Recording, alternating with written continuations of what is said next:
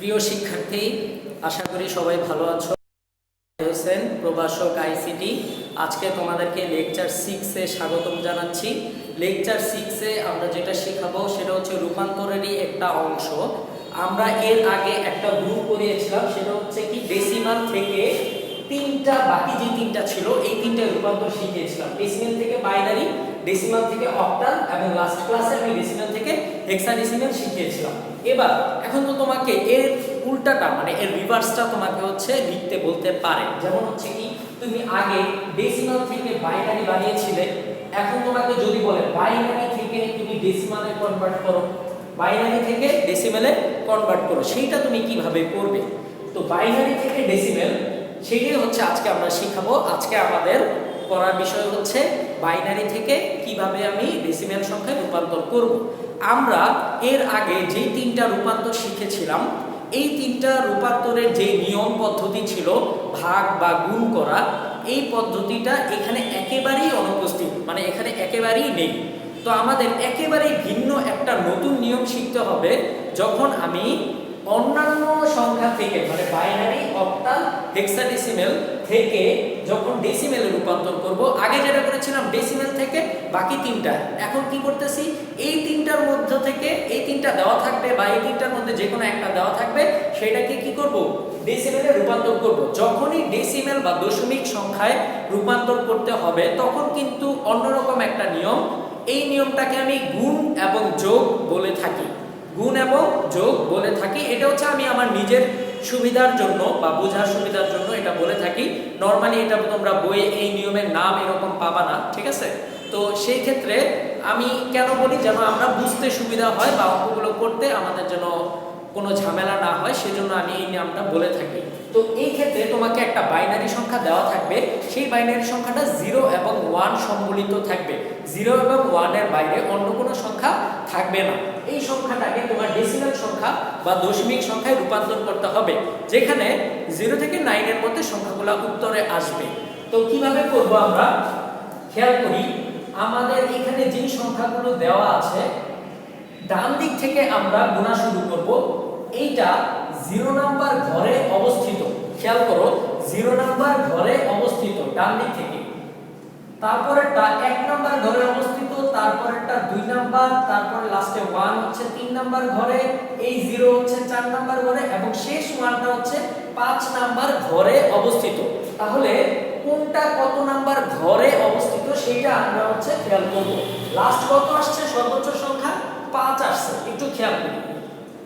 এবার এই যে প্রথমে 1, এই 1 লিখলাম ইনটু, যেহেতু বাইনারি থেকে যাচ্ছি তাহলে 2 লিখব এবং তার পাওয়ার কত নাম্বার ঘরে ছিল, 5 নাম্বার ঘরে ছিল, এজন্য পাওয়ার দিয়েছি কত, 5 দিয়েছি। খেয়াল করো প্রথমে এই সংখ্যাটা লিখলাম 1, তারপরে ইনটু দিলাম বা গুণ চিহ্ন দিলাম, তারপরে হচ্ছে কোথা থেকে যাচ্ছি, বাইনারি থেকে দশমিকে যাচ্ছি, তো বাইনারির জন্য 2 লিখলাম এবং কত নাম্বার ঘরে আছে, 5 আছে।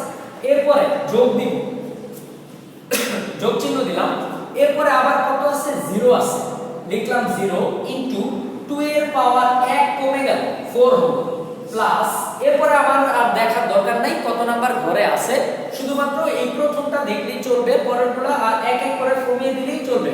তারপরে কি আছে, আবার 1 আছে, 1 ইনটু 2 এর পাওয়ার 1 কমে 3 হলো, প্লাস আবার 1 আছে, 1 এর মানে 1 লিখলাম ইনটু 2 এর পাওয়ার 1 কমে 2 হলো, এটা হলো।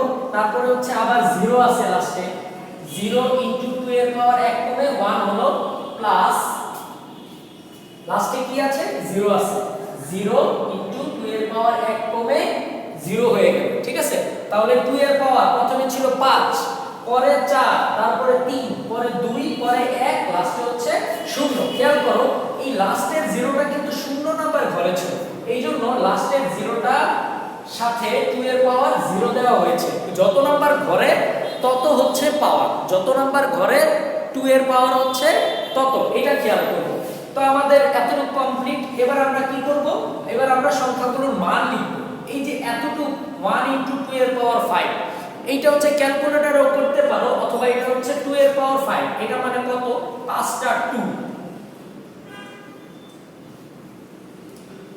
5টা 2, 2 দুগুণে 4, 4 দুগুণে 8, 8 দুগুণে 16, 16 দুগুণে 32। 32, 2 এর পাওয়ার 5 মানে 32, 32 এর সাথে 1 গুণ করলে 32 হয়, যোগ 0 এর সাথে যাই গুণ করি না কেন সব সময় 0ই আসবে। তারপরে 2 কিউব, এটা মানে 8, 8 এর সাথে 1 গুণ করলে 8 হবে, প্লাস 2 এর স্কয়ার মানে 4, 4 এর সাথে 1 গুণ করলে 4 হয়। তারপরে দুইটাই কিন্তু 0 এর সাথে গুণ, তাহলে 0 প্লাস 0, এটা মানে 0, এটাও মানে কি 0। এখন আরেকটা ব্যাপার খেয়াল করব, আরেকটা ব্যাপার আমাদের সবার জানা দরকার, কোনো কিছুর পাওয়ার যদি 0 থাকে তার মান হচ্ছে কত 1, কোনো কিছুর পাওয়ার 0 থাকলে তার মান হচ্ছে 1। তাহলে 2 এর পাওয়ার 0 এর মানে কি 1, 1 এর সাথে 0 গুণ করলে 0ই আসবে, ঠিক আছে। এইটা আমরা একটু খেয়াল করব, কোনো কিছুর পাওয়ার যদি 0 থাকে তাকে আমরা 1 কাউন্ট করব, ওকে। এইবার হচ্ছে দেখো সবগুলা গুণ করা শেষ, প্রত্যেকটার গুণের মান, যেমন এইটার গুণের মান 0, এইটার গুণের মান 8, এইটার গুণের মান 4, এইটার গুণের মান 0 এবং লাস্টেরটার গুণের মান 0, সবগুলা মান আমি লিখে ফেলছি। মাঝখানে যোগ চিহ্নগুলো কিন্তু ছিল, আমরা কিন্তু যোগ এখনো করিনি, যোগটা করব। তাহলে 32 আর 8 40, 40 আর 4 হচ্ছে 44, 44, 44 হচ্ছে আমার এই টোটাল যোগফলের মান। তাহলে 44 হচ্ছে আমাদের উত্তর। তো কোন একটা সংখ্যা, সেটা কি ছিল, বাইনারি সংখ্যা ছিল, কি ছিল 101100, এই সংখ্যাটা উত্তর বা ডেসিমাল সংখ্যা আমরা কি পেয়েছি 44 মানে 44। তো এইভাবে আমরা হচ্ছে তোমার অঙ্কগুলো করে যাব। এখন আরেকটা জিনিস খেয়াল করি, আমাদের আরো একটা জিনিস জানার দরকার, সেটা হচ্ছে এই ক্ষেত্রে তো দশমিক থাকতে পারে, মানে মনে করো তোমার এরকম কোন একটা সংখ্যা রইল 11.011, এরকম যদি থাকে বাইনারি সংখ্যা, এইটাকে তুমি ডেসিমাল কিভাবে নিবে, ঠিক আছে। এই সংখ্যাটাকে আমি যদি ডেসিমাল করতে চাই তখন আমি খেয়াল করব দশমিকের আগের যে সংখ্যাগুলো, এই যে এইটা হচ্ছে 0 নাম্বার ঘরে অবস্থিত এবং এইটা হচ্ছে 1 নাম্বার ঘরে অবস্থিত। তাহলে 1, প্রথমে এই 1 লিখতেছি, 1 ইনটু কত নাম্বার ঘরে ছিল 1 নাম্বার ঘরে, তাহলে 2 এর পাওয়ার হচ্ছে 1, প্লাস তারপরে কি ছিল আবার 1 ইনটু 2 এর পাওয়ার হচ্ছে 0 নাম্বার ঘরে, এজন্য পাওয়ার কত 0, প্লাস দেব। এরপরে খেয়াল করো, এরপরে আছে কি 0 ইনটু 2 এর পাওয়ার 1 কমে -1, মানে 2 এর পাওয়ার আগে ছিল 0, 1 কমে কত হইছে -1, 0 এর 1 কম কত -1, তারপরে আবার প্লাস এই 1 এর 1 কম কত, মানে 1 ইনটু 2 এর পাওয়ার 1 কমলো -2, -1 এর থেকে 1 কম হচ্ছে কি -2, তারপরে আবার প্লাস দিব, লাস্টের যে 1, এই 1 ইনটু 2 এর পাওয়ার হবে -3। এই সংখ্যাগুলো আমরা লিখব। এবার কি করব, আমরা হচ্ছে এই অংশগুলো ক্যালকুলেটরে করতে পারি, অথবা নিজে যদি ভালো পারি ক্যালকুলেটর ছাড়াও করতে পারি। এগুলো করে পরে এই মানগুলো সব যোগ করে দেব, যোগফল যা আসবে সেটাই হচ্ছে আমাদের উত্তর। তো এখানে খেয়াল করি, এটার মান হবে 2 প্লাস এটার মান 2 এর পাওয়ার 0 মানে কি 1। আমি বলেছিলাম যে কোনো কিছুর পাওয়ার যদি 0 থাকে তার মান কত 1, 1 এর সাথে 1 গুণ করলে 1 একে 1, প্লাস এটা হচ্ছে যাই থাকুক না কেন 0 হবে, কারণ 0 এর সাথে কোনো কিছু গুণ করলে সব সময় 0ই হবে। তারপরে প্লাস 1 ইনটু 2 এর পাওয়ার -2, এইটা তোমরা ক্যালকুলেটরে করবা, ক্যালকুলেটরে করলে দেখবা 0.25 আসতেছে, প্লাস যদি তোমরা ক্যালকুলেটরে না করতে পারো আমি তোমাদেরকে দেখিয়ে দেব এক সময়, বা পরের ক্লাসে আমি তোমাদেরকে দেখিয়ে দেব কিভাবে তুমি ক্যালকুলেটরে এই মানগুলো সহজে বের করে ফেলতে পারো, তাহলে তোমার টাইম সেভ হয়ে যাবে। তারপরে এইটাতে তুমি 0.625 এরকম একটা মান পেয়ে যাবে, ঠিক আছে। তারপরে এই সংখ্যাগুলো তুমি হচ্ছে সবগুলো যোগ করে ফেলবা, এই সবগুলো যোগ করে যেই মান আসবে সেই মানটা হচ্ছে তোমার উত্তরে আসবে, এবং সেই সংখ্যাটা হবে কি দশমিক সংখ্যা, ঠিক আছে। তো এইভাবে আমরা অঙ্কগুলো কমপ্লিট করব। এখানে আমার কাছে এখন ক্যালকুলেটর নেই, তারপরে আমি দেখছি ক্যালকুলেটর। প্রিয় শিক্ষার্থী, আমি প্রথমেই দুঃখিত, তোমাদেরকে ক্যালকুলেটর না থাকার কারণে একটু দেরি হয়ে গেল বা বিলম্ব হয়ে গেল। তো হচ্ছে আমি একটু খেয়াল করি, এইখানে আমরা একটা ভুল করেছিলাম, সেটা হচ্ছে 1 ইনটু 2 টু দি পাওয়ার -3, 2 এর পাওয়ার -3, এইটার হচ্ছে গুণফল হচ্ছে 0.125। আমি এটা ভুলবশত 0.625 লিখেছিলাম, কারণ আমার কাছে ক্যালকুলেটর নেই, বিধায় হচ্ছে এটা আমি প্রায় মুখস্থই লিখেছিলাম। তো এরকম আমরা করব না, এরকম আমরা হচ্ছে ক্যালকুলেটরে করব। 0.125 হচ্ছে এটার উত্তর।